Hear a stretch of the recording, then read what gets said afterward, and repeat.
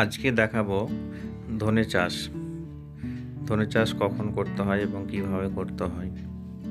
ধনে চাষ মূলত শীতকালীন ফসল।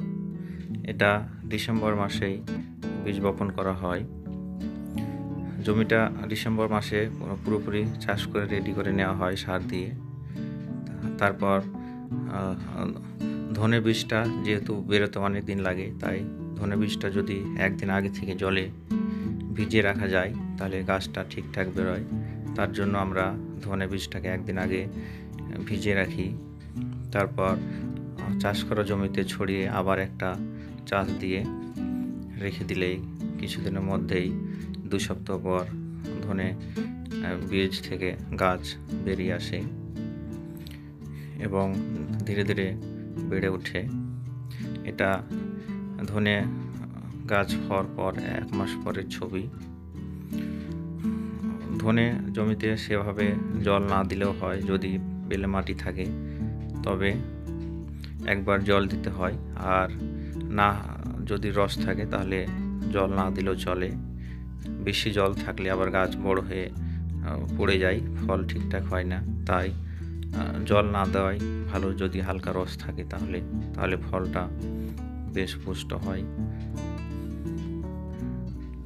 তো এইভাবে গাছগুলো এখনও সেভাবে বড় বা ডালপালা হয়নি, ঠিকঠাকভাবে বেড়ে উঠবে।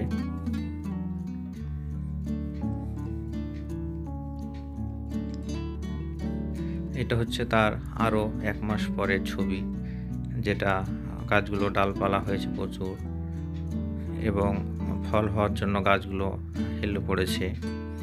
যথেষ্ট পরিমাণে ফল হয়েছে। এখানে আমরা বাড়িতে খাওয়ার জন্য চাষ করেছি, তার জন্য এখানে সেভাবে জল দিইনি।